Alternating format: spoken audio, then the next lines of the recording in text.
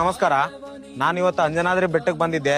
ಇವ್ರ ಹೆಸರು ಕುಮಾರಿ ಹರ್ಷಿತಾ ಅಂತೇಳಿ. ಇವ್ರು ಹೊಸಪೇಟೆಯವ್ರ. ಇವ್ರು ಅಂಜನಾದ್ರಿ 1ನೇ ಮೆಟ್ಲದಿಂದನು ಲಾಸ್ಟ್ ಮೆಟ್ಲು ಮಟನು ಭರತನಾಟ್ಯ ಮಾಡ್ಕೊಂತಾನು ಬಂದ್ರು.